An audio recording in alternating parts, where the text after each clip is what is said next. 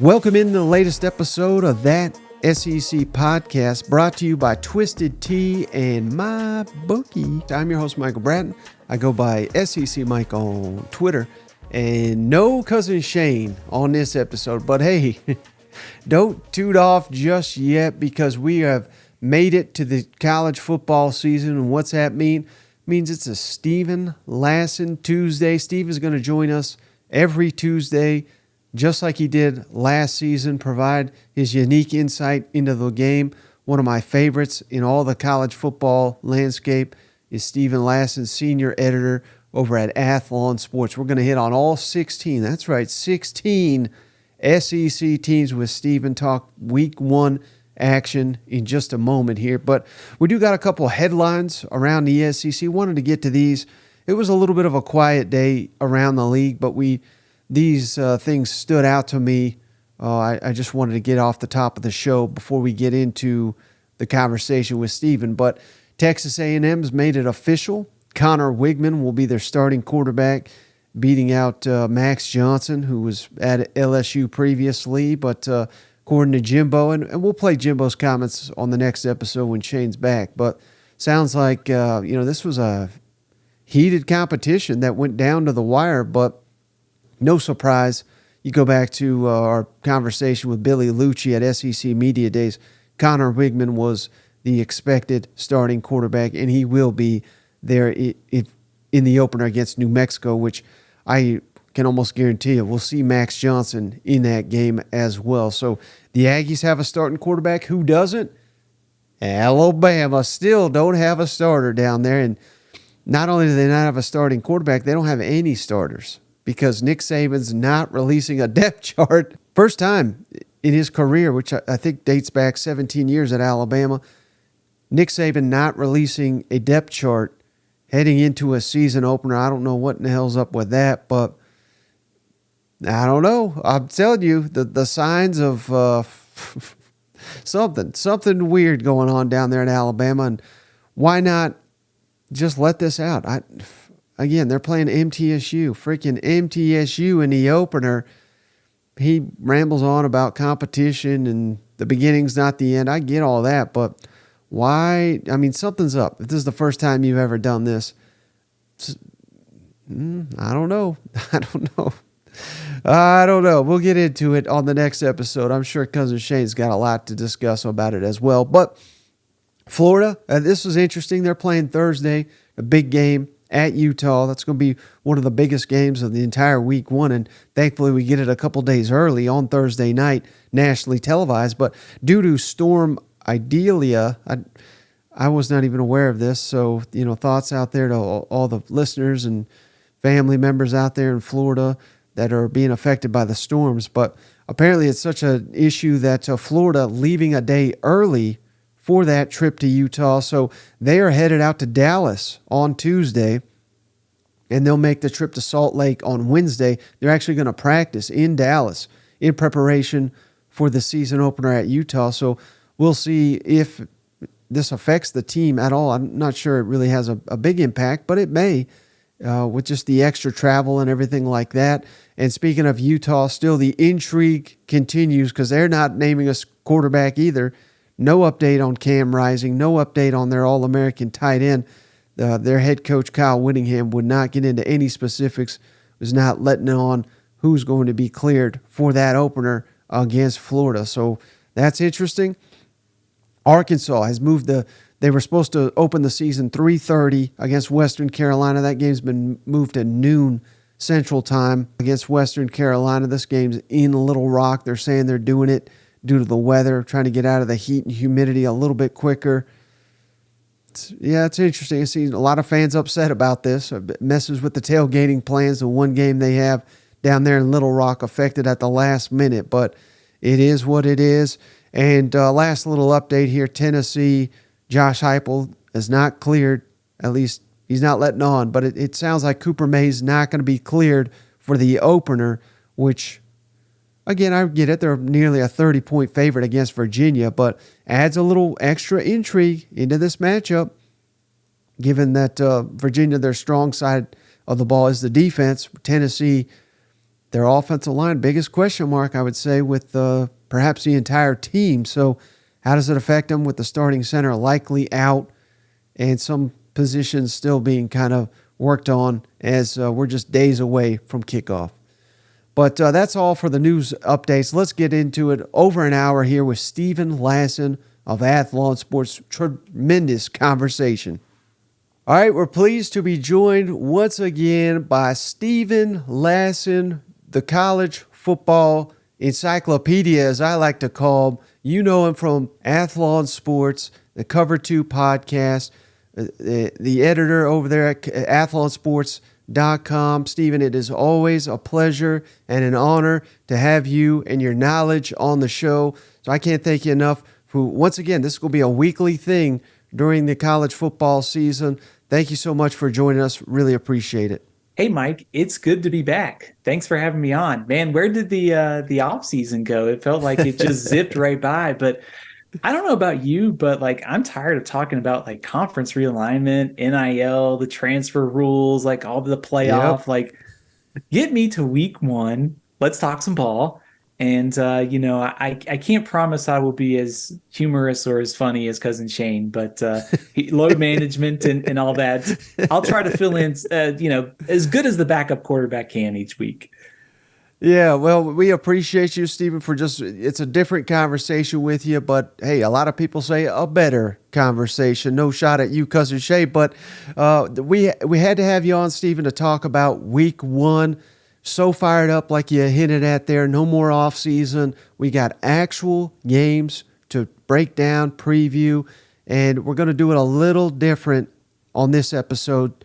We're going to talk the most challenging games for the SEC, with Texas and Oklahoma included during the week one slate. And some of these cupcake games, we're going to, obviously it's very hard to pick which cupcake's going to be the biggest challenge. We know they're not going to be a challenge. So instead of focusing on the challenges that those games present, we're going to highlight more of what Stephen is hoping to learn from the cupcake matchups that we have. But before we take a deep dive into week one, Stephen, I'm hoping that, and you can keep it as brief as you want, but just anything you really appreciated or learned or anything during week zero matchup. I know we didn't have a lot of games, but did anything stand out from you last weekend? I think I'll be an SEC homer here first. Vanderbilt. I mean, you got to get to 6 wins, and I think Yeah. that's the goal this year. I know it wasn't necessarily pretty, but just winning that game is a big deal. And that quest to get to that 6-win mark and get to a bowl game, continue to progress under Coach Clark Lee. There are some obvious things that Vanderbilt needs to work on, as we saw Saturday night. But I think most importantly, they got the victory. That's all that matters. And I think, looking around nationally, I think USC, I think some of the same things that we saw last year, I think coming into this year, we wondered how would the defense look. The early returns it's still going to be a little bit of an issue, although they might score 45 to 50 points every week. So if we're thinking down the road, if you get into a potential playoff matchup with USC, it's probably going to be a high scoring game. I thought Notre Dame looked really good in the opener against Navy too, but I think just for purposes for the SEC, I thought Vanderbilt just getting that victory was a big deal. Oh, yeah, and I can't believe 2 years ago, Stephen, they would have given anything for a win. Now we're picking apart Vanderbilt. Not impressive enough, but come on. It was week zero. Give them a break. But that was just an appetizer, Stephen, to the main entree this weekend, starting with some games on Thursday. And I have a feeling one of the Thursday games is going to rank very high for you, Stephen. So let's talk week one matchups. And again, we're doing it based upon the difficulty it's going to be for the SEC to get a win in each game. And I'd like to start at the top of your list, Stephen. What is the one game on your list that you think is going to be the most difficult for an SEC team to win this weekend? It's the game that I can't wait for. And unfortunately, we have to wait an extra day to get there. It's Sunday night, LSU in Florida State playing in Orlando. I mean, we saw these two teams last year play. It was an epic kind of fun game where early on it looked like Florida State might run away with it. LSU got back into it in the second half. And of course, there was the dramatic ending with the block kick for Florida State to win. But, it's interesting to think about where LSU was at that point after the game. Mike, you and I talked about there were posts it was time to fire Brian Kelly and all that, the staff. It wasn't going to work. But here we are a year later. LSU's a playoff contender. But, man, I always hate to talk about like playoff implications in week one. But I mean, if you think about like LSU's schedule and how it sets up, they have the game later this year against Alabama. If they win that game, they're probably going to Atlanta to play Georgia. If you end up with a season with one loss, a win over Florida State could look very good because I think this is the best team in the ACC this year. But there are just so many individual matchups. You've got two great quarterbacks, Jordan Travis, Jaden Daniels. You've got Florida State skill talent at the receiver position, probably one of the best running backs in the country in Trey Benson. You've got defensive difference makers for both teams, Harold Perkins for LSU, Jared Verse for Florida State. There's just a ton of intrigue between two teams that played a game that was decided on the last play last year. And these are top 10 teams going into this season. So I'm really looking forward to Sunday night between Florida State and LSU.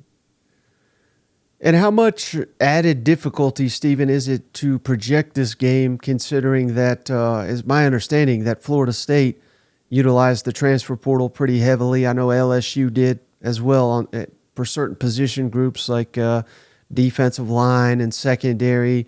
But does that add any extra difficulty in projecting how these teams will look right out the gate? Yeah, it really does. I mean, I don't want to make any Ole Miss fans angry, but Mike Norvell has been, he kind of threatens Lane Kiffin's crown to be the portal king because of his work in the transfer portal. I mentioned Trey Benson earlier, running back. Jared Verse is a transfer from Albany, who's one of the best defensive players in the country. They also added Keon Coleman at receiver to go with Johnny Wilson. Johnny Wilson, kind of one of the bigger receivers in college football. And now they've got a second receiver. And oh, by the way, they have Jaheim Bell, the transfer from South Carolina. So they really have a versatile kind of group of weapons. And I think we've seen that transfers in college football the last 2 seasons have come in and made a big time impact. And I'm expecting Florida State to be able to do that again with this group of skill talents they've brought in the last couple of years. But also, I think on the side of LSU, when you mention transfers, the first thing that comes to my mind is the secondary. I mean, that group is going to be under fire Sunday night, and all those transfers that they've brought in the last couple of years. This year, a little bit more years of eligibility remaining, but this group could be really important to the outcome of Sunday night's game. How the secondary performs and whether or not Harold Perkins can just create a lot of havoc might decide whether or not LSU wins this game. What do you think is the bigger question mark for the Tigers? Is it that secondary, or is it the ability to stop the run without Mason Smith, who for some damn reason got suspended for something he did 2 years ago? Yeah, I think it's the secondary. I think it's the secondary for, 2 reasons. I think it's the amount of weapons that Florida State has. I think they've got at least one receiver who was a preseason All-American this year in Johnny Wilson. Keon Coleman, he transferred from Michigan State. Little backstory, he was first team All Big Ten in one of my preseason magazines for Athlon Sports, the All Big Ten team. Of course, he transferred after that, so he was on our All ACC team when it made it to the web a few weeks later. But I guess to kind of give you an idea, like Florida State has 2 top 15 receivers in college football. And South Carolina fans know how versatile Jaheim Bell was too. I mean, he could carry the ball. Florida State had some issues on short yardage situations last year. You think about that one time Florida State fumbled against LSU. Maybe he helps a little bit with that. And Trey Benson, I think, is one of the best running backs too in college football. So I think the amount of weapons, the talent that Florida State has to go with an improved offensive line and a quarterback who can beat you in the pocket and outside the pocket. If LSU doesn't get to Jordan Travis, these receivers downfield against a very, kind of, wouldn't say inexperienced, it's a new secondary trying to come together. That could be problematic for LSU on Sunday night. So obviously it sounds like you're pretty high on Florida State and what they could accomplish this fall, but Is it fair at all to say that LSU, if we're just looking at the head coaches, and we can go down to the coordinators if you really want to, but is it fair to say LSU should have a big coaching advantage? Because that's where I'm at. Because I'm still not a big believer in Mike Norvell. I realize they made some progress, but compared to Brian Kelly's resume, I think LSU's got the coaching advantage in this matchup. Would you agree with that? I think that's fair. I think if you ask me, like, where does Brian Kelly rank in your coach rankings nationally? Like, I think top 7 or so, like maybe closer to top 5. I think just the fact that he's won everywhere that he's been. And also, you look last year of how much they improved from 2021 to 2022. But not only that, it's game 1 to game 6 to the SEC championship game. That in-season improvement that we saw. I believe in Mike Norvell. Like, I think the fact that Florida State's gone from 3 to 5 to 10 wins says a lot about his coaching ability. But I think if you said pick one coach you want to win with on Sunday night, to me, it's Brian Kelly. All right, Steven. So which game ranks number 2 on your list of the most difficult it'll be for an SEC team to win during week 1? Well, the good news is this one is on Thursday night, so we don't have to wait as long for this one. Man, Florida at Utah is just such an intriguing game for a lot of reasons. You have the uncertainty surrounding Utah's quarterback situation with Cam Rising. You also have Florida trying to, I don't know if take a step forward is maybe the right way to put it, but I think something to prove in Billy Napier's second year, because preseason expectations are pretty low. There's Graham Mertz. He's got certainly has something to prove in his first season at Florida. On paper, I think this game could be probably one of those matchups similar to last year, where it's probably lower scoring than last year. And also, if Utah doesn't have its starting quarterback, this may be one of those games where a turnover, a play on special teams, one big play on offense might win it. I mean, I jokingly say this, like, it might look a lot like Iowa playing like Wisconsin, like some sort of like rock fight for 4 quarters. But I mean, this one to me has a ton of intrigue just because of all the unknowns surrounding both of these teams on Thursday. Are you buying into the Graham Mertz hype? And that's probably not even a fair thing to ask, because I don't know how much hype there is. But out of Gainesville, there certainly seems to be some hype that he, not that he's going to be like the first overall pick or anything, but just that he can be a force of stability this fall to help the Gators. Do you think? I guess the real question is, do you think they can get more out of his talent than what he showed at least at Wisconsin? Yeah, I think that's the Heis Mertz that you're referring to. By far, one of the best preseason nicknames this year. I'll agree with that. So I think they can get more out of him. High school recruiting, obviously, he's been out of high school now for a couple of years, but he was the highest profile quarterback to sign with Wisconsin coming out of high school. Probably the only other quarterback that was more highly touted than him to go to Wisconsin was Russell Wilson. And of course, he was a transfer from NC State. I think he has probably more talent than he showed at Wisconsin. And if you watch Wisconsin, I think things got a little stale offensively the last couple of years. So I think they can. I think the question for me is, on the road where you're playing a Utah defense that I think might be the best group in the Pac-12, you look defensive line, linebackers, defensive backs, all of those position groups rank probably in the top 15 to 20 of college football. Road environment, Utah Stadium, one of the toughest to play in the Pac-12. How does his offensive line hold up too with the new faces, like the freshman receivers stepping in? Like, I think Mertz is capable of being, and especially in a game like this, where if you can just manage the game, if Utah is limited offensively, if you can get it to the fourth quarter, and all you got to hit is maybe one big pass play, limit the mistakes. I mean, I'm a little bit more optimistic about Florida's chances, I think, than most people, especially if Cam Rising doesn't play for Utah. Which defense do you think will have more pressure on it in this football game? Utah with a quarterback that may not even suit up, or if he does, we have to assume that he's limited, Otherwise, he'd already be cleared. Or Florida, where it doesn't sound like Florida's going to score a ton of points in this game either. If Utah's defense can live up to the hype, which team do you think's got a little bit more pressure? And I'm just again speaking only of the defensive unit. Man, that's a really good question because in my mind, I'm I'm almost like wanting to give you an answer like both ways because like I feel like I can make a case for both defenses here because I think if I'm Utah, like the argument for Utah is that they're the better defense on paper coming into this game. They should be able to control a Florida offense that's got a lot of new pieces and a new starting quarterback. I also think if you're Florida, you're looking at it going, Utah might start a backup quarterback. They might play two quarterbacks.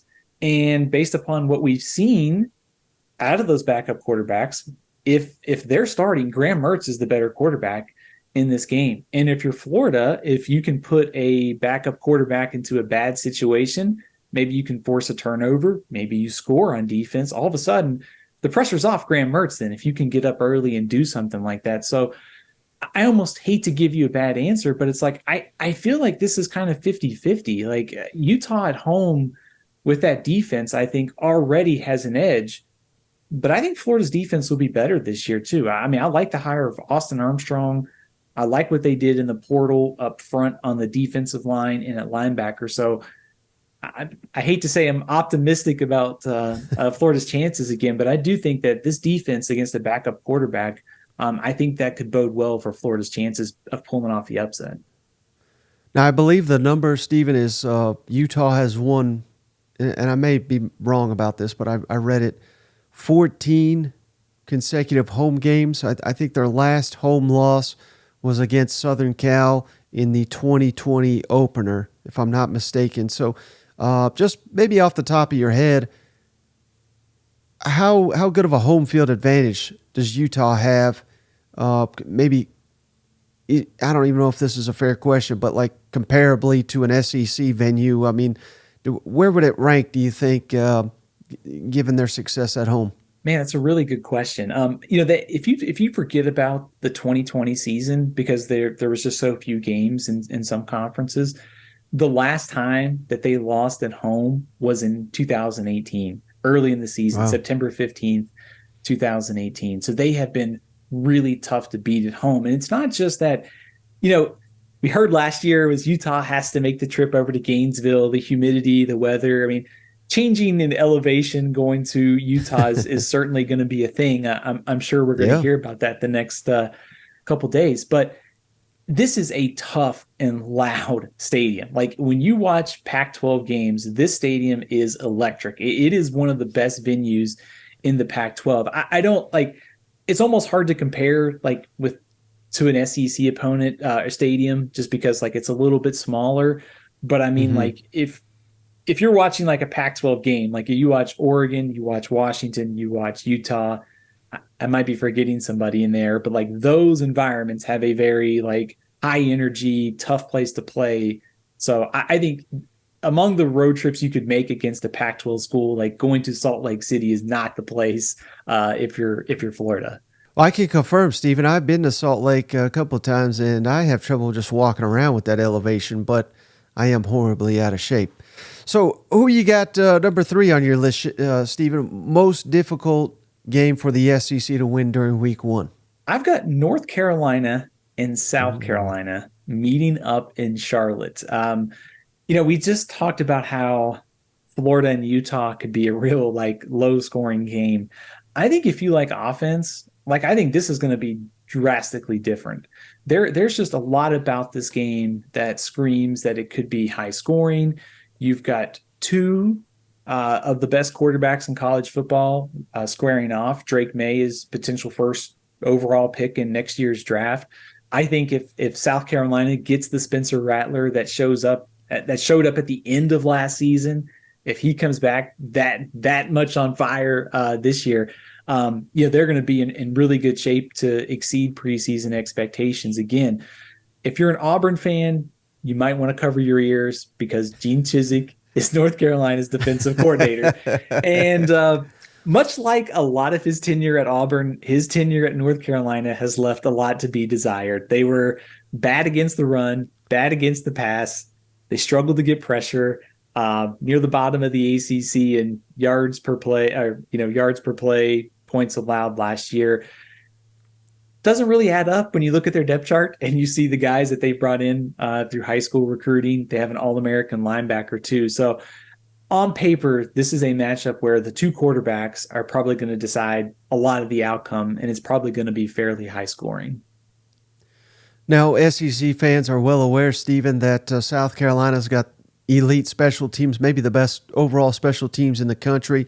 They're bringing back everybody, kickers, punters, holders, snappers. So, and with Pete Limbo there, we have to assume the special teams will be elite again. Can you give us any insight on North Carolina's special teams and not necessarily a huge deep dive, but I'm just kind of curious to know what kind of advantage South Carolina could have in this matchup.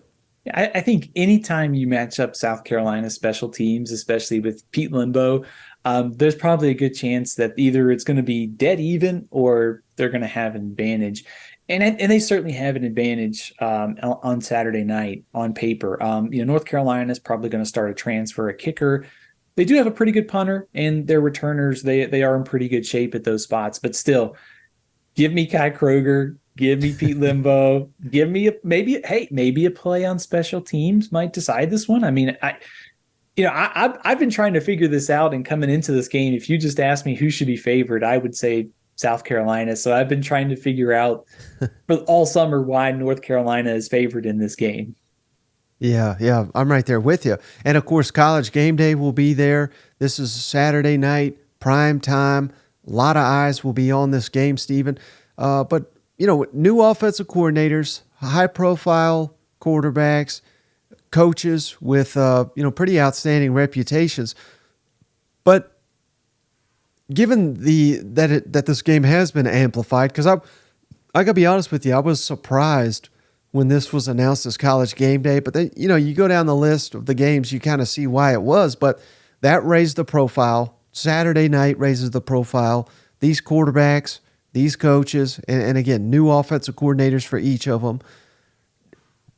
Does all the narratives going into this game, so to speak, does it favor one team or another, or could it hamper one team or another? Because I have to imagine, we've talked at no end to how important this game is for South Carolina, given that they go to Georgia, Mississippi State at home, and at Tennessee here in just a couple weeks.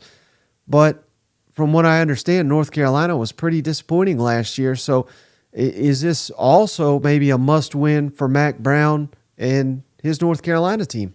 Absolutely. So I think if you look at North Carolina, they started out red hot last year. And then down the stretch, they kind of fell apart later in the season. And they come into the season with, you could argue, I mean, I think Caleb Williams would be number one on my draft board for quarterbacks in next year's draft. But Drake May's either 2 or he's like 1.5. And some people may have him number 1 on their board. You have one of the most talented players in college football at the most important position, and you have good skill talent, regardless of whether Tez Walker is eligible to play on Saturday night. He's the Kent State transfer, expected to step into that number 1 receiving role. Regardless of whether he plays or not, they have weapons. It's just that when you look at the talent that North Carolina has been bringing in on the recruiting trail relative to performance, and especially last season, I think there is still something to prove for Mack Brown there. I mean, they definitely raised the bar to some extent. But if you go 0-1 here and, South Carolina, the narrative has been they get better over the season, and instead you start fast by beating North Carolina, especially with that schedule coming up. I mean, that would be huge for South Carolina, and especially if the offense goes out there and looks great. I mean, I've doubted the Dow Loggins hire. I like some of the things you've heard this offseason about how maybe simplicity is going to win out. Maybe they're just going to put the ball in the hands of Spencer Rattler. I've got questions about the offensive line, but we're going to find out on Saturday night. And I think the narrative could be South Carolina wins this game. It's sort of continuing what they built at the end of last year.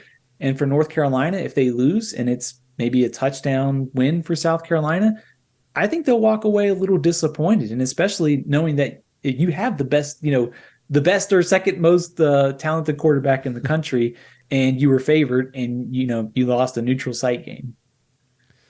Well, you're firing me up for these matchups, Stephen. All right, who you got number 4 on your list? It's a good thing we're getting fired up because we're reaching the point of the schedule where you really have to start, like, you have to get your magnifying glass out and start to look for things that are interesting. But I had to reach, and that is Virginia against Tennessee. And Cousin Shane just turned off. the matchups here in the SEC really fall off in terms of just how competitive they're going to be, and also just like in terms of spread, like Tennessee being 20, 30 point favorite in this game. Yeah. I think what intrigues me the most about this game is I don't like Virginia. If you look at them on paper coming into this year, they averaged 17 points a game offensively last year. I think they completely mismanaged their offense last season. They had Brennan Armstrong, who was one of the ACC's better quarterbacks. They were loaded at receiver, and they somehow couldn't even average 3 touchdowns a game. Tony Elliott, that was his first year. He's the former Clemson offensive coordinator. Year 2, offensive line's a question. They've turned over a lot of receivers, and they brought in an FCS transfer, Tony Muskett, from Monmouth to start at quarterback. That's a lot of questions to be going into a game where you're going to need to score some points to beat Tennessee. Yeah. The other side of that is Virginia's defense was pretty good last year. They were a lot better from 21 to 22. John Radzinski is their defensive coordinator. He was at Air Force. They play kind of a funky 3-3-5. They may be without one of their best pass rushers, though. They're also turning over 2 starters at cornerback. You might be able to see what I'm getting at here. Like, all these matchups really favor Tennessee. And I think the thing that just interests me the most is Joe Milton. Like, he's the most fascinating player to me in the SEC this year. There's the wide variance of Joe Miltons that we've seen from Michigan to Tennessee to the Orange Bowl. I want to see what Joe Milton has in store this year, because I think he's one of the most intriguing and probably maybe the biggest X factor in the SEC this year. Well, I'm glad you went there, Stephen, because I had to ask you, on one of our recent episodes, we did discuss your quarterback rankings for the entire country, and I don't envy you for having to do that assignment, Stephen, because I think it's hard enough ranking the SEC quarterbacks 1 through 16, but you did the entire country, and Joe Milton, if memory serves, was number 24, and Cousin Shane was not happy with you, Stephen. So giving you this platform to kind of explain why Joe Milton, who's going to win the Heisman, according to many, barely made the top 25 here. Yeah, I think he's probably the biggest mystery to me in the SEC. Like, if I just ranked based upon one game performance, what I saw in the Orange Bowl is top 10, top 5 potential. And of course, you have the element of one of the nation's best offensive coaches with skill talent at receiver. I mean, Tennessee's loaded again offensively. I think when you also talk about quarterback tiers, there's a certain point to where you get into these rankings and you're after 10, it's everybody from 11 through 25 is about the same, and you're trying to slot in names. I think the thing with Joe Milton, and the good news is, we'll be doing this a couple different times, so you guys could give me a hard time about where he's moving on the list throughout the year. But the hardest thing is, which Joe Milton are you going to get? Are you going to get the one that started at Michigan and got benched? Are you getting the one that was injured early on at Tennessee, lost the job to Hendon Hooker? Or are you getting the Orange Bowl Joe Milton? And I think based upon what you hear out of Knoxville this offseason, I think the optimism is pretty high that the Milton that you've seen in the last couple of performances is the one you're getting, plus the upside to continue getting better. So I'm pretty optimistic about his development. I just want to see it, and see it with more consistency. Well, you referenced a unique defensive system that Virginia runs. Given that Tennessee's got some question marks on the offensive line, what's the probability that maybe Virginia can kind of, they're very unlikely, I would imagine, to completely shut down Tennessee, but maybe cause them some problems, given that Tennessee and their center, Cooper Mays, it sounds like he's going to be out, which is going to complicate matters for Tennessee. What are the odds that defense can kind of just make it a little bit more interesting against Tennessee's offense? That's a good question because I think like that's their only hope is to like make things a little bit, kind of make the game kind of ugly. Like I think they're going to have to try and slow it down. From a team like schematic standpoint, I do think Virginia's running backs, like I think they could be a team strength this year. So I think if you're Virginia, it's one of those cases of can you get a couple stops? Maybe can you force a turnover? Maybe use your ground game, especially with the new rules about the clock and not stopping after first downs. Sort of Right. lower Tennessee's possessions. I think it might take Tennessee maybe a drive or two to sort of figure this defense out. But if Chico Bennett is their top pass rusher, if he doesn't play, I mean, you're already taking away one guy off the edge. And of course their front and linebackers are pretty solid for the ACC. But I think it's going to be really hard for them to do this for 4 quarters, especially if they can't get anything going offensively in this game. Yeah, I'm glad you referenced the new rules because that threw a lot of people off, and it certainly seemed to have at least some impact week 0.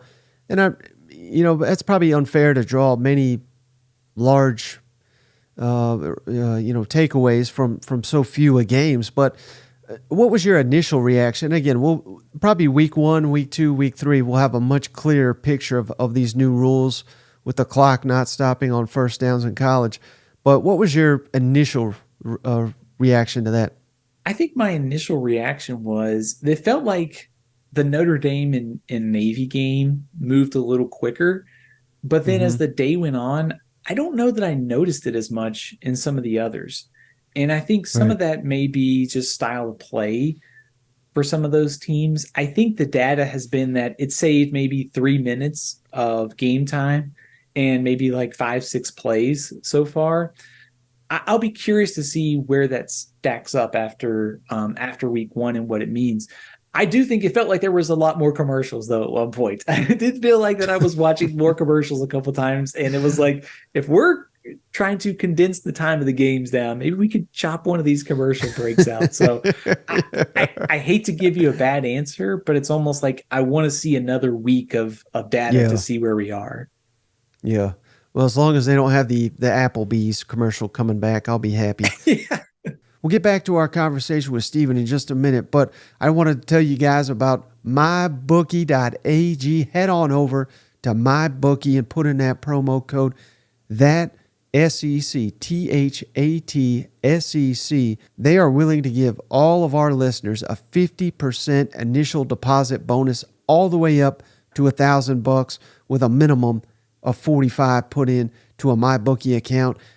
People ask all the time, how can they help the show? We're truly independent. I moved across the state just to be closer to Cousin Shane to provide you guys with the best podcast possible.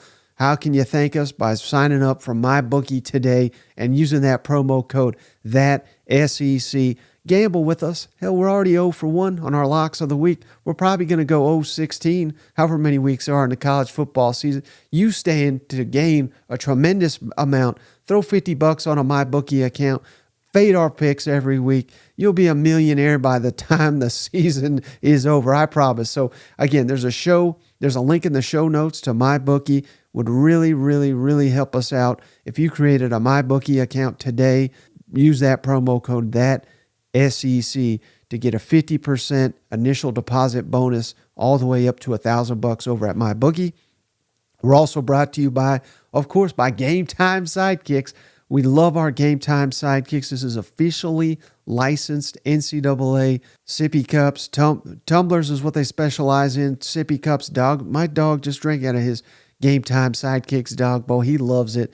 Promo code SEC will get you 20% off your entire order. And I promise you're going to absolutely love your Game Time Sidekicks or your money back. And come to Shane for that. Don't come to me. 20% off over at Game Time Sidekicks using promo code SEC. They've got every SEC team represented. They've got every Power 5 team represented. In case you got some cousin that does things the wrong way and likes the Big Ten, Pac-4, whatever, they got you covered over at Game Time Sidekicks. Is a small business out of East Tennessee. Help them, help us. Head on over to Game Time Sidekicks, and don't forget to use that promo code SEC for 20% off your entire order. The podcast is also brought to you by Manscaped. Proud to be partnered with Manscaped once again. Head on over to manscaped.com/SEC podcast. Use that promo code SEC, same promo as the Game Time Sidekicks, 20% off your entire order over at Manscaped, and they'll give you free shipping with that promo code as well. Again, that promo code SEC over at Manscaped. Get you the Beard Hedger Pro. Shane's ready to shave his beard if Ball State beats Kentucky, and you'll be helping us out by heading over to manscaped.com, ordering some products.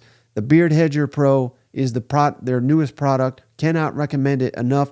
And it's not just 20% off the Beard Hedger. It's anything they sell over at manscaped.com. Using that promo code SEC will get you 20% off and free shipping. Help the podcast. Take advantage of these outstanding sponsorship opportunities. All right. I think we're at number 5, Stephen. Number 5, most difficult matchup for an SEC team in week 1. Yeah, this one's a little bit of a surprise in that, again, I think we're reaching here because these matchups are so favorable for the SEC. But Southeast Louisiana playing Mississippi State. Southeast Louisiana, top 25 team at the FCS level. I think probably what interests me the most about this and kind of why I have it so high, when you have all the new pieces that Mississippi State has and you're playing a pretty good like FCS opponent, the chances of Mississippi State losing this game are obviously pretty low. But I think you'd like a weaker FCS opponent for a team that's breaking in, certainly a new scheme on offense and a new style of play. So I think it's with Mississippi State getting Arizona and LSU coming up, it's a game where you want to see, how does Will Rogers look in this offense? What does this new offense exactly look like? You probably don't want to show all your cards offensively because the SEC opener is coming up in just a few weeks. But I think there is a level of intrigue here for me about Mississippi State, just seeing that, hey, it's Zach Arnett's program. Like, he coached the bowl game, but this year, with all the changes, he's put his stamp on it. And I want to see what this team looks like with all that senior, junior experience that they have coming back this year. What are you more curious to see, Stephen? Will Rogers in a new offense, just see how he fits in, or how they utilize Mike Wright? Because all the buzz is, man, he's going to be a weapon for them. That's a good question. I would probably go Will Rogers just because I want to see the whole like offensive operation. It sounds like that this offense is still going to operate very much out of the shotgun. That's how App State was last year, where Kevin Barbay came from. I don't think you're going to see like a drastic 60% run game out of Mississippi State, but this is a team that has been so pass heavy, and you have a lot of the same offensive linemen still there. So how does all these styles mesh together? I think I'd like to see Will Rogers hit a few more big plays this year, because that could really help Mississippi State's offense open up a little bit. So I think just seeing the whole operation, seeing how Will Rogers settles into this offense will be really interesting for me. All right, so which game is next on your list, Stephen, of most challenging for an SEC team? Yeah, challenging is definitely a stretch here, because like I said, we're really reaching here. But UMass at Auburn. If you watch the Week 0 games, I think UMass was probably one of the bigger surprises. They won on the road at New Mexico State. I had UMass ranked 133 in our first preseason rankings. I think they're probably a little bit better than that based upon what they showed on Saturday. But I think just in terms of like what can UMass do that gives Auburn some problems, they've upgraded a lot across the board with transfers. They're faster at receiver. They have more difference makers. Tyson Pumachan is a transfer from Clemson and Georgia Tech. He's a starter at quarterback. He looks like maybe the best quarterback that UMass has had in a couple years. They've really struggled offensively. I'm reaching here, but Don Brown, from a defensive standpoint, Dr. Blitz, he was the head coach last year when they played Texas A&M. They held Texas A&M to 20 points. I know the weather wasn't great, but he's been one of the best defensive coordinators in college football for the last 10 years or so. So I think if you're from a big picture standpoint, Auburn is a heavy favorite, and for good reason. UMass should have some confidence. They have a defensive coordinator who can create some problems. It's a reach, but I think if you're Auburn, it is a game where you should be able to take care of business and win, pulling away in the second half. Yeah, and given that they did win week one, which was in impressive fashion, and given that Auburn is breaking in a new staff and new pieces all across the board, essentially on offense, where would you lean, or has that changed after watching week zero? That the line may have moved, but last I checked, it was like 39.5. I strongly lean towards UMass now. I would too. You're right there too. Yeah, I think I go back to last year with like UMass and Texas A&M, and the line was pretty significant, and they covered. I do think if you're Auburn, I'm curious to see how all these new pieces fit into place. The offensive line is going to have a couple transfers. Same thing at receiver. Peyton Thorne at quarterback. Like, this could go one of two ways. I don't, if you ask me to pick this game straight up, there's no question like I'm taking Auburn. But like, does it take Auburn a quarter or two for all the new pieces and scheme to settle in? Or do they just say, open it up, let's go, and they score 45 points and win, 45-0? It really is. There's like, when you're trying to figure out the lines for early in the season, like there's some psychology you have to get into for some of these coaches. I mean, a 38-point win in a coach's debut is a heck of a performance, yet it wouldn't even cover the spread. That's why I like UMass in the spread right now.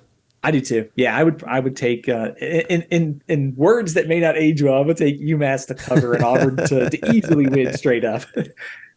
All right, which game's next on your list? It's the game that has Cousin Shane worried, and that is the Ball State and Kentucky game for this week. Now, I know Cousin Shane might be worried. I will tell you this: don't forget, this Ball State team lost 59-10 to Tennessee last year. On paper, I don't think this Ball State team is better. I think they have some concerns in the secondary coming into this year. That could be good news for Devin Leary. That could be good news for Liam Cohen and all these receivers that Kentucky has. From an offensive standpoint, Ball State averaged about 23 points a game last year. Their strength is the tight ends, and their quarterback is Lane Hatcher. You may remember him because he started at Arkansas State, Texas State, and he was also at Alabama for some time. So he has bounced around.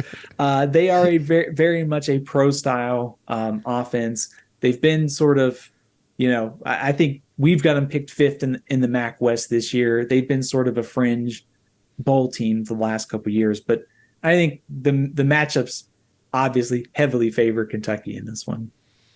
How excited are you to watch Devin Leary in this Liam Cohen offense?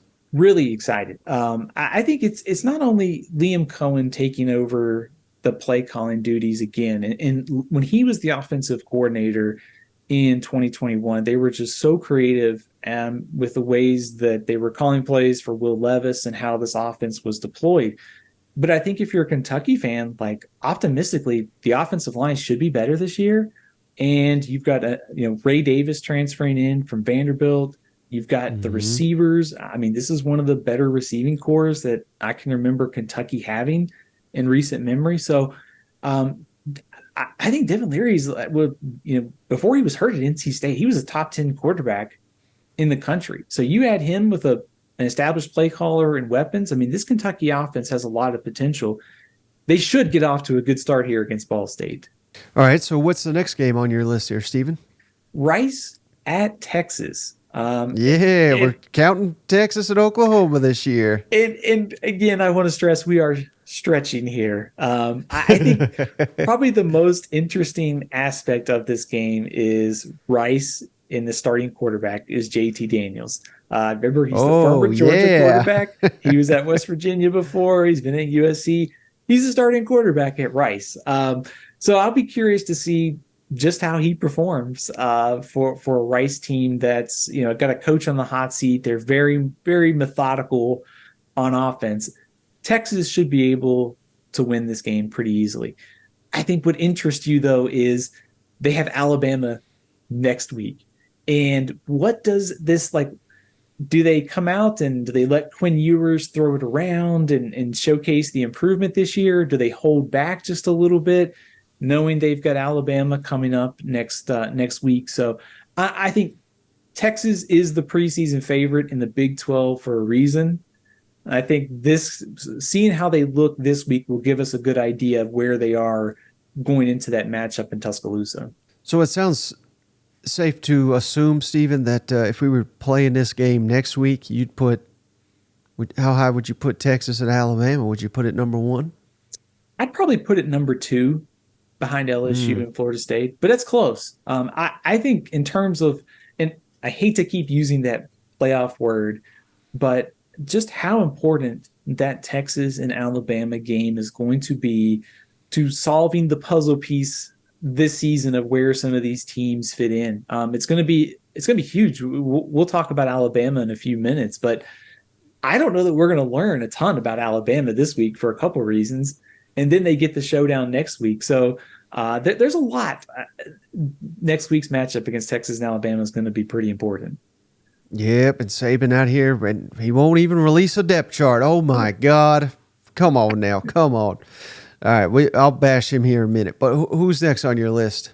It's old SEC friend Butch Jones taking Arkansas State to Oklahoma. I think just to give like SEC fans kind of an idea of where Oklahoma is coming into this year, pretty disappointing last year, 6-7. But this has been pretty much a consistent winning team since Bob Stoops took it over in the late 1990s. They had some bad luck last year, 0-5 in one-score games. Like that's bound to change this year, and a bounce or two is going to go their way.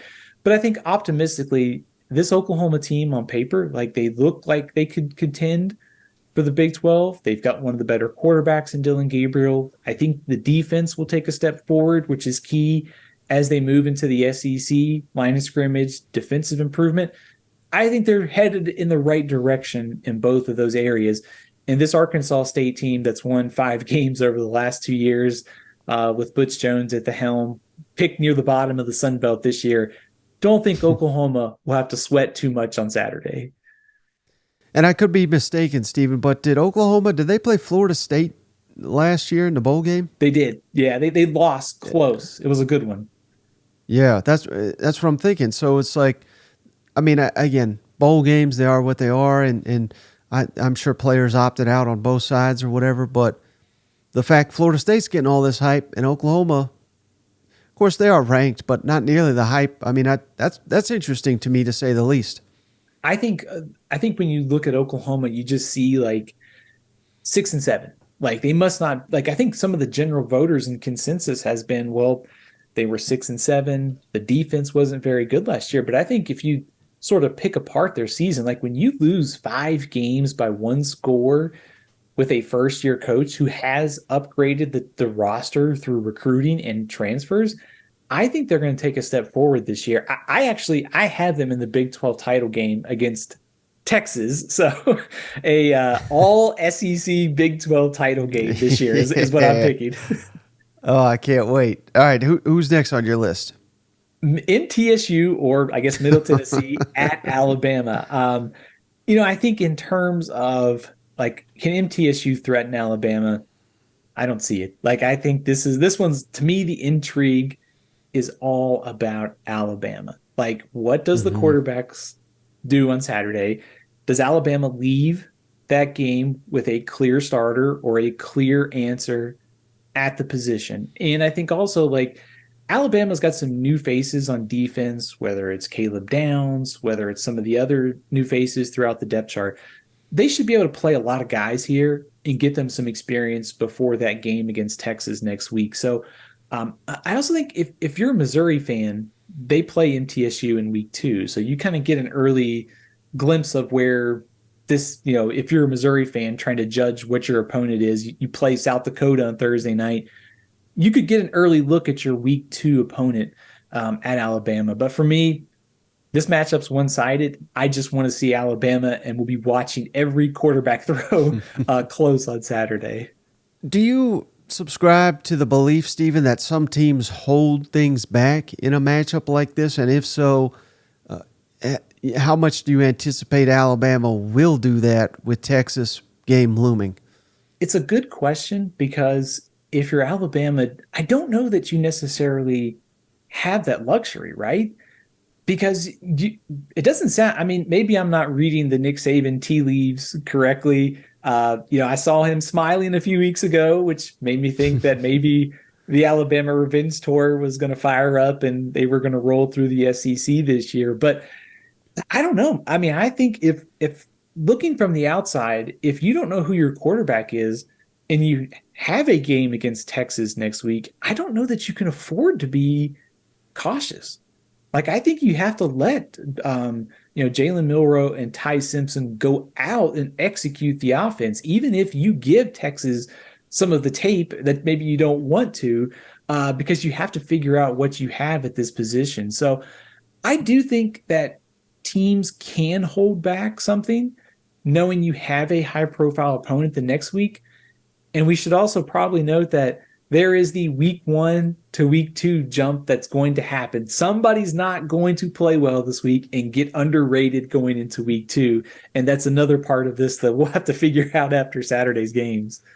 Well, I mean, it's like you were reading my mind, Stephen, because I was going to ask you, I'm a big believer in psychology, particularly in college football. If you're an Alabama fan, would you rather Alabama just beat the hell out of MTSU and comes into Texas uber confident, or would you rather them struggle? And by struggle, 20-point win or so. I'm not suggesting they'll threaten them, but maybe look sloppy and Texas just kills Rice, and then the Texas hype is just going to continue to go up a notch, and people are going to doubt Alabama. Which way do you think Alabama fans would be rooting in that way? A big blowout or maybe a little bit of a struggle and some doubting? I think Nick Saban would probably prefer a performance that allows him to, or I guess gives him plenty that he can use during the week to keep his team motivated.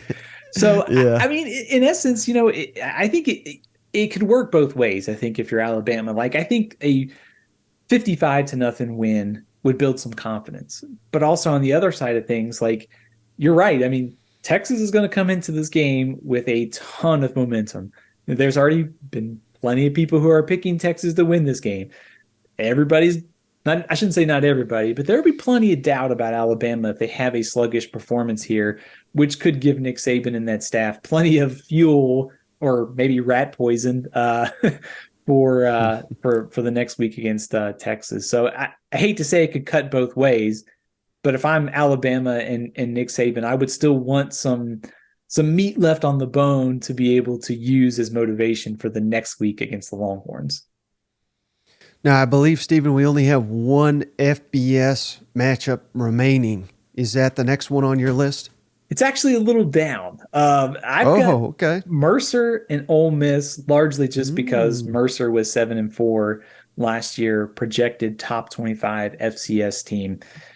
Saying all that, for me, intrigue at Ole Miss. I want to see, like, Jackson Dart reportedly has had a great offseason. Some of the transfers, some of the freshmen at receiver, want to see what all this looks like for Ole Miss offensively. They have a tough game at Tulane next week. So I think kind of the same conversation as we're having with Texas. Like, I think Texas and Alabama, I think if you're Ole Miss, you want to work through some of these things, some of the new pieces on offense, and most importantly, defense. Like, build some confidence on defense before going to New Orleans to play Tulane next week. Like, Pete Golding's first game, if they come out, all the transfers, everything meshes together, I think that's a good sign going forward for this defense. Any surprise that Lane Kiffin is not named a starting quarterback? He was asked about it today here on Monday, and basically just, he wouldn't get into it. Still evaluating, even though that's hard to believe. But any surprise that they're withholding this for the Mercer matchup? A little bit. I think based upon everything you're hearing, reading, seeing from Oxford, it seems like Jackson Dart's the guy. Yeah. The only thing I could think of is you have three talented and capable quarterbacks on your roster, and maybe you're just promoting a little bit more internal competition over the next week to keep them all focused and ready, especially with Tulane and then your SEC schedule coming up. That's really the only thing that I can think of, but I think Jackson Dart's going to be the guy, and I'm curious to see how much better he looks in year 2 as the starter. Can you settle a bet for cousin Shane and I? He's thinking Judkins is going to score 4 touchdowns in this ball game, and I said I don't even think he'll get over 10 carries because I think they're going to save him.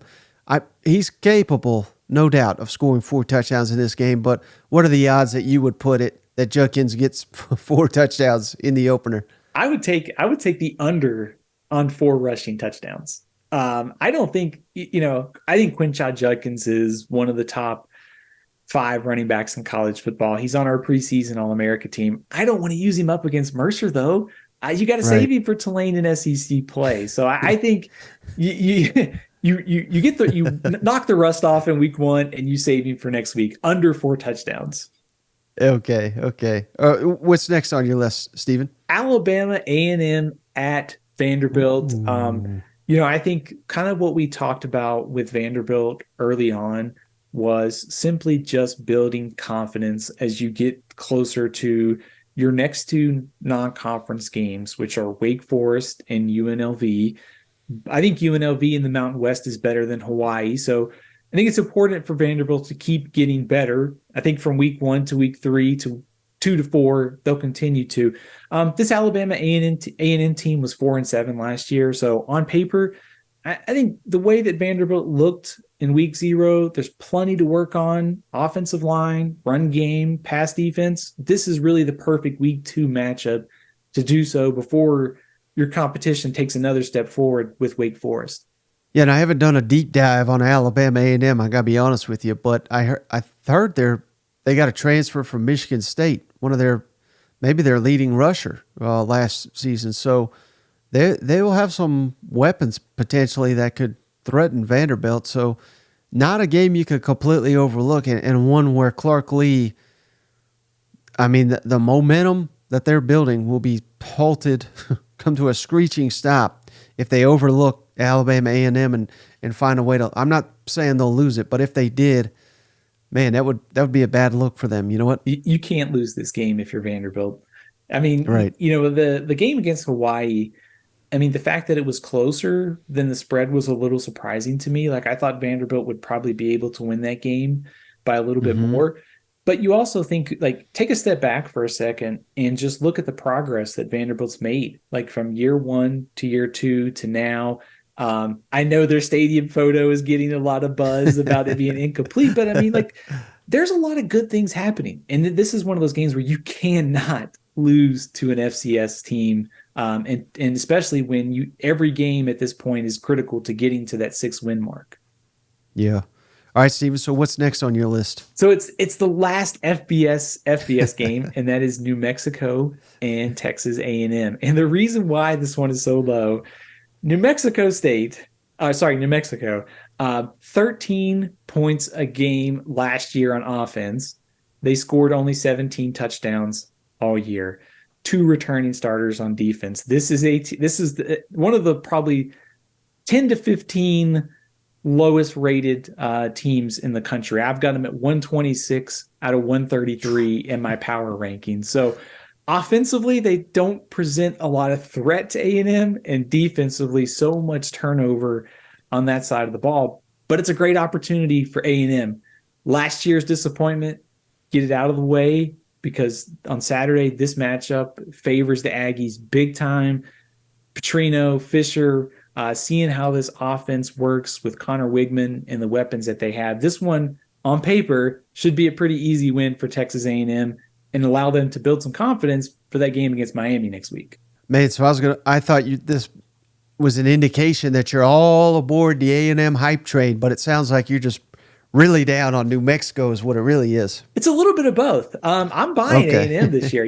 As low as I was last year in A&M, like I'm fairly like optimistic. I think that they get to, I think we had them at 8-4 or 9-3 in the magazine. I think that there's a lot of reasons to be optimistic. Connor Wigman's development, offensive line should be better, and also I think that youth on defense grows up this year.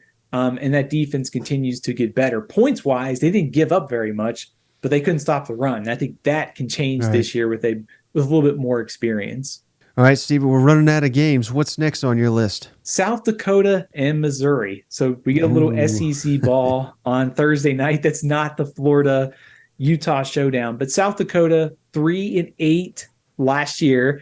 Normally when you hear the Dakotas, you think about North Dakota State, South Dakota State, really high-quality FCS opponents.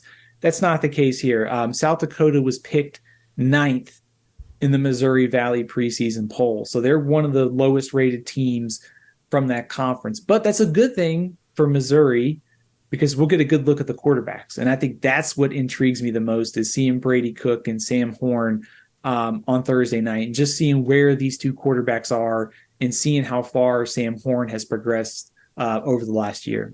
Man, there's going to be trouble, though, if they can't have success, this offense against this team. You know what? Yeah, it really is. But I think this, like, we've kind of talked about, like, do you hold back or, like, do you build confidence? Like, I think this is a good opportunity for them to build some confidence because you have a new OC in Kirby Moore. You still have Luther Burden. You've brought in some transfers at receiver and the offensive line. A lot of new pieces. But this type of matchup, before you get into SEC play, with the buzz that Missouri has going on recruiting, like if you could really put your foot down and put an easy win together, I think that's what Missouri could use a game like that here on Thursday night. All right, we're down to 2, Steven, and I got to imagine these are going to be buried on SEC Network Plus. Yeah. Oh, yeah. At number 15, I've got Western Carolina at Arkansas. Western Carolina, 6-5 last year. They were picked 5th in the SoCon conference this year. But really, this is about Arkansas. I want to see what this new offense looks like with Dan Enos calling the plays. KJ Jefferson, I've got him as the best quarterback in the SEC. I'm curious to see how he adapts to this offense. You have all the new playmakers at receiver and defensively too. Arkansas's got a lot of new faces on defense. They got a new defensive coordinator. Like, how does this all look in the first game? So I think there's intrigue for me on both sides of the ball in a matchup that really favors Arkansas heavily. Yeah, and it'll be in Little Rock, too. They changed the kickoff a little earlier. Get the fans back home. Get them so they can watch the night games here, Yeah, get everybody back home before that North Carolina, South Carolina game kicks off, right? Exactly. All right, so obviously the final matchup, Stephen, a barn burner here, UT Martin at Georgia. There's no spread on this game, but I have to imagine it would be close to 60 points if there was. Hey, Tennessee beat Tennessee Martin last year 65-24. So I was going to say started about 50 in favor of Georgia. I mean, this is all about it's the two-time defending champs. It's seeing what Carson Beck looks like. Mike Bobo making his return as offensive coordinator. There's nothing on paper that suggests this should be a close game. It should allow Georgia to play a ton of players, if nothing else. So we'll get a good look at some of those younger players for Georgia and also Carson Beck and how this offense looks with all the changes. Well, Stephen, I can't thank you enough for joining us again, breaking down all these matchups. Enjoy the week 1 action. Just hours away here from kicking off on Thursday and all the way through Monday. It's a unique week in college football, but they take advantage of it. So, man, I can't wait to talk to you again. And this time next week, Stephen, when we're breaking it down, we'll have actual football to discuss in some huge matchups week 2. So, I can't thank you enough, and I look forward to next week's conversation as well. Yeah, absolutely. Yeah, thanks for having me on. And I look forward to catching up every Monday throughout the season. And most importantly, we've had the appetizer. I'm ready for the main course this week. Let's get some football. And then by Monday night, all those preseason predictions might be wrong. So I can't wait for what should be a fun week of it's just great to have college football back, isn't it? It is. One last thing, Stephen. Before you go, tell the audience where can they find you on social media? Where can they find your work over at Athlon, your YouTube page, the Cover 2 podcast?